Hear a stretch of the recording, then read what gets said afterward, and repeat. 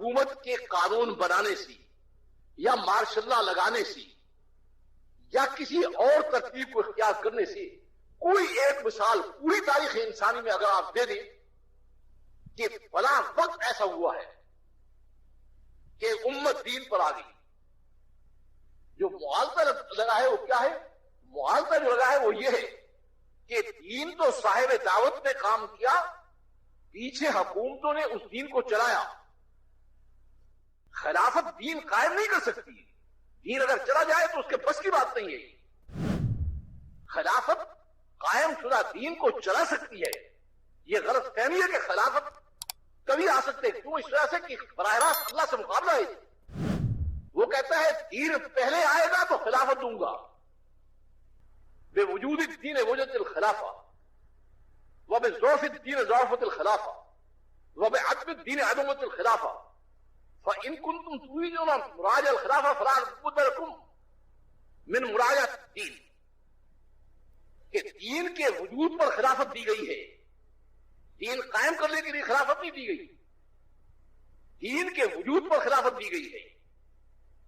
دین کے ضعف پر خلافت ضعیف ہو گئی ہے. دین کے چلے جانے پر خلافت واپس لے لی گئی ہے. خلافت کو اگر لانا چاہتے ہو تو پہلے دین کو لانا پڑے گا. اور میں نے آیت پڑھی وعد اللہ الذین آمنوا منکم وعملوا الصالحات یسکنون فی الارض. تبلیغی عوام کہ اللہ کیا کہتے ہیں کہ یہ میری نعمت ہے، یہ مفت نہیں بٹ رہی. پہلے اپنے آپ کو دین والا بناؤ، پھر میں انعام کے طور پر دوں گا. یہ محنت کی چیز نہیں ہے کہ انسان محنت کر کے اللہ سے کہے دو. ایسی بات نہیں ہے. تو یہ میں ان کی سلامتی کی بات کہتا ہوں کہ یا تو ان کے اندر اتنا جوش تھا یا ان میں سے جو علماء تھے وہ کھڑے ہو گئے اور وہ کہنے لگے شیخ اتیت بالحق، تم حق کو لے کر آئے ہو اور تم نے قرآن کی آیت تلاوت کی ہے. بالکل صحیح بات ہے کہ یہ موعود ہے اور موعود مشروط ہے. یہ چیز جو ہے یہ مقصود نہیں ہے، محنت سے حاصل نہیں ہو سکتی. یہ اللہ کی طرف سے اس کا وعدہ کیا گیا ہے انعامی طور پر، اور وعدہ مشروط ہے حیات دین کے ساتھ. یہ تو بات ہمیں سمجھ میں آ گئی. لیکن اب تک تو ہم یہ سمجھتے رہے کہ حکومت دینداروں کی حکومت قائم ہوگی، خلافت ملے گی، ہم دین کو قائم کریں گے. جیسے یہاں چلتی ہے بات، چلیے اب تک تو ہم یہ سمجھتے رہے. لیکن یہ تو بات بالکل واضح ہے کہ اللہ کہتا ہے پہلے دین آئے گا اس کے بعد دی جائے گی. تو اللہ سے مقابلہ کون کرے؟ میں نے کہا یہ مسلمان مقابلے میں تو مارے جا رہے. وہ کہتا ہے راستہ یہ ہے، ہم کہتے ہیں نہیں راستہ یہ بھی ہے. ایک بات کہتے ہیں کہ جیسے یہ بات تم نے کہی ہے تو یہ بھی اللہ نے تمہارے دل میں ڈالی ہے. دین کیسے آئے گا اور پبلک دین میں کیسے آئے گی، یہ بات بھی ضرور تمہارے دل میں ڈالی ہوگی. تو میں نے کہا تم 50-60 علماء ہو، تم بھی تو سوچو اس کو ساری چیز میرے دل میں ہے. تو کہنے لگے شیخ بخل نہ کریں.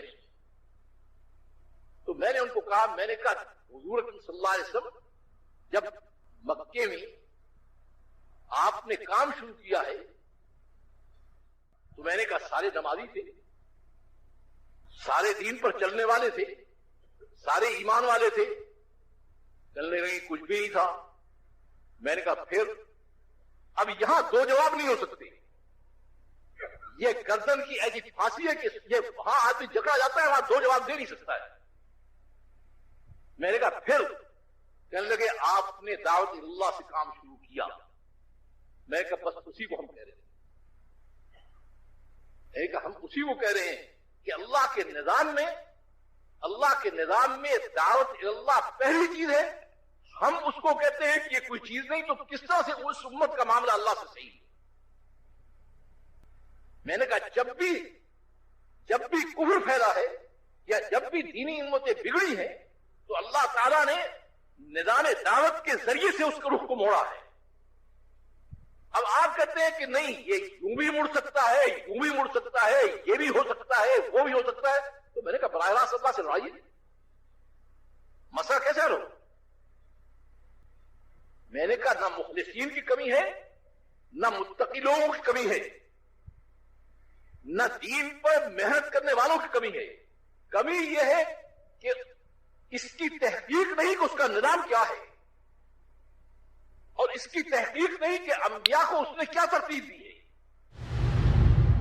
یعنی کہ اس کام کا منشا کیا ہے؟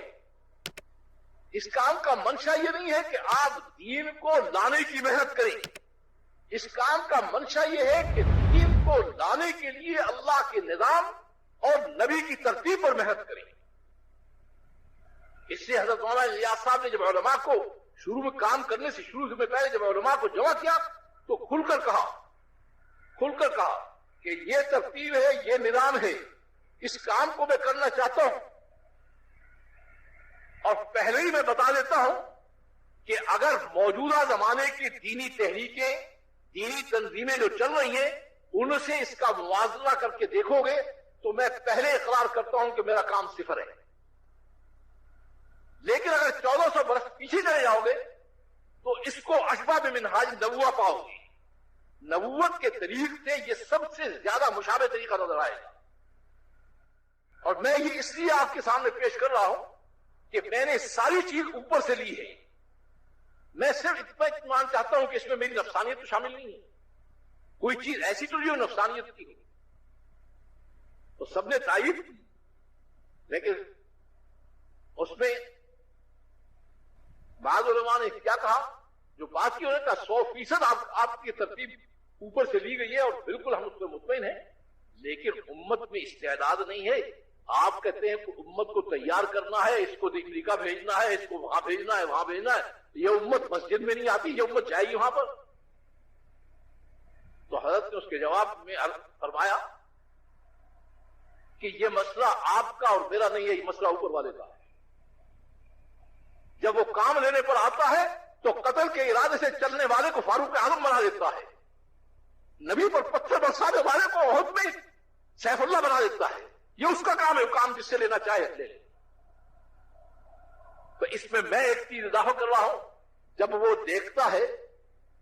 دیکھتا ہے کہ یہ میرے کام کو واقعی دل سے کرنا چاہتا ہے تو اگر یہ بھاگنا بھی چاہتا ہے تو بھاگنے نہیں دیتا. کہتا ہے تجھ سے تو میں کام لے نہیں. اس لیے جتنی طلب دیکھیں گے بقدر طلب کے وہ کام لیں گے. نہیں تو وہ بے نیاز ذات ہے. وہ تو صحابہ کرام کو کہہ دیا کہ اگر تم اپنے گھروں کو، اپنے بیٹوں کو، اپنی بیویوں کو، اپنے ماں باپ کو، اپنے وہ گھر جو آرام دہ ہیں اور اپنی تجارتوں کو محبوب سمجھتے ہو تو میں تم سے کام لینے نہیں آتا، تم جا کر انتظار کرو، میں کام خود کر لوں گا. جب وہ دیکھتا ہے کہ یہ میرے کام کو نمبر 2 پر رکھتا ہے، وہ یہ نہیں کہتا آپ اپنے کام چھوڑ دیں. وہ کہتا ہے نمبر 1 پر میرے کام کو لے آؤ، اپنے کاموں کو نمبر 2 پر لائے. یہ کام جو ہے تمہارے کاموں کے نقصان کو پورا کر دے گا، تمہارے کام اس کے نقصان کو پورا نہیں کر سکتے. اسی میں کہا کرتا ہوں کسی نبی نے یہ دعوت نہیں دی کہ تو تجارت چھوڑ دے، تو زراعت چھوڑ دے، تو کاروبار چھوڑ دے، ملنگ بن جا، قلندر بن جا. کسی نے یہ دعوت نہیں دی. دعوت کیا تھی؟ میرے کام کو اوپر نمبر 1 پہ لے جاؤ، اپنے کاموں کو نمبر 2 پہ لے جاؤ. اور وہ کیا مطلب کہ اگر مقابلہ پڑے تو تمہارا کام اگر ٹوٹتا ہے اس کے ٹوٹنے کو برداشت کر لو، میرے کام کو ٹوٹے نہ. تو کم از کم اس کا ارادہ تو سب کر لو بھائی، نیت کے درجے میں تو ارادہ کر لوں. تو میں عرض کر رہا ہوں کہ سب سے پہلی چیز جو آئے گی، سب سے پہلی چیز نظام خداوندی میں وہ دعوتی نظام ہے، اور اس دعوتی نظام کو سمجھایا گیا ہے. دوسری چیز جو حضور صلی اللہ علیہ وسلم نے ان کو دی، پہلی چیز یہ ہے. اب ایک بات عرض کر دیتا ہوں، ذرا ذہن میں اس کا خیال رکھیں. سو رہا ہو جاگ جاؤ. اس دعوتی نظام کے ساتھ عبادتی نظام آ کر جڑا ہے. یہ نہیں ہے کہ عبادتی نظام آ گیا ہے اور دینی نظام آ گیا ہے اور دین پر چلنے والے ہو گئے تو دعوت رک گئی. نہیں، اس کے ساتھ جڑا ہے، دعوت چل رہی ہے، عبادات کا نظام آ رہا ہے اور دعوت مسلسل چل رہی ہے.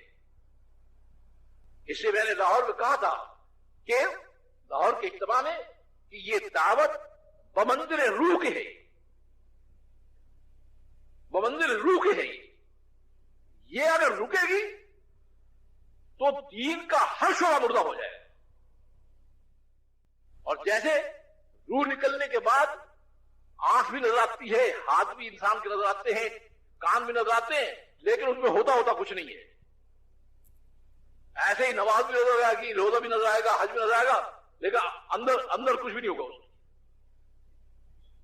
تو اس دعوتی نظام کے ساتھ پھر عبادتی نظام آ کر جڑا ہے. اور عبادتی نظام کس طرح سے جڑا ہے؟ عبادتی نظام کس طرح سے جڑا ہے؟ یہ نہیں ہے کہ عبادت آپ جیسے مرضی کر لو. ہر چیز کی شکل، اس کا نظام، اس کی ترتیب دی گئی ہے. اور یہ عبادتی نظام زندگی کے ہر شعبے پر شامل ہے. کوئی شعبہ زندگی نہیں ہے بیت الخلاء میں جانے سے لے کر تخت حکومت پر بیٹھنے تک کوئی شعبہ زندگی ایسا نہیں ہے جو اس عبادتی نظام میں اس کا نظام اور اس کی ترتیب نہ بتائی گئی. اب پورے ملک کا سیاسی نظام اور حکومتی نظام کیا بتایا گیا؟ ایک چیز میں سارا حل اللہ نے بتا دیا. اور وہ کیا چیز ہے؟ اگر آج اس پر آ جائیں تو کوئی مسئلہ واقعی نہیں ہے. وہ حل کیا بتایا؟ کہ پبلک کو ایمان و تقوی کی زندگی پر لے آؤ، اور جو حکومتی نظام کو چلانے والے ہیں وہ یہ طے کریں کہ سب سے گھٹیا زندگی گزاریں گے.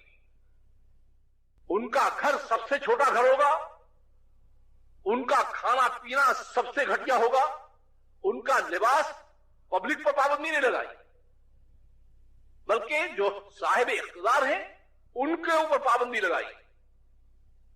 تم اگر نظام چلانا چاہتے ہو تو اپنی زندگی کو سب سے زیادہ مختصر کرنا پڑے گا. پبلک کو ایمان و تقوی کی زندگی پر لے آؤ تاکہ اس کا رابطہ اوپر سے صحیح ہو، اور پبلک اطمینان اور سکون کی زندگی بسر کرے. اس میں تمہیں سب سے گھٹیا زندگی اختیار کرنی پڑے گی. تو عبادتی نظام وہ بیت الخلاء میں جانے سے لے کر اور تخت حکومت تک بیٹھنے تک وہ سارا مکمل نظام موجود ہے. جو خرابی ہے وہ کیا ہے؟ خرابی یہ ہے کہ اللہ کے نظام کی تحقیق نہیں، نبی کی ترتیب کو اختیار نہیں کرنا چاہتا. دین ہے اللہ کا، کہتے جی ہم دینی زندگی لانا چاہتے ہیں. وہ دینی زندگی تو لانا چاہتے ہو، جس کا دین ہے اسے تو پوچھو. اب اللہ کے نظام میں کیا بات ہے؟ دعوت سے چلو اور دینی زندگی پبلک کی بحال کرو. محنت کرو کہ پبلک دینی زندگی پر آ جائے. وہ دینی زندگی جب آ جائے گی تو میں ساتھ ہو جاؤں گا. مجھے ساتھ لے کر آگے چلو، اور جو غیر مسلم ہیں میرا ان کو پیغام پہنچاؤ. اگر وہ پیغام پہنچانے میں رکاوٹ بنیں گے تو پھر تمہارا مسئلہ نہیں ہے، پھر میرا مسئلہ ہے. میں دیکھتا ہوں کون کہتا ہے. اس کا مقابلہ کون کرے؟ تو حضور صلی اللہ علیہ وسلم نے ان کو دعوت کا کام سکھایا اور پوری دینی زندگی ان کو دی.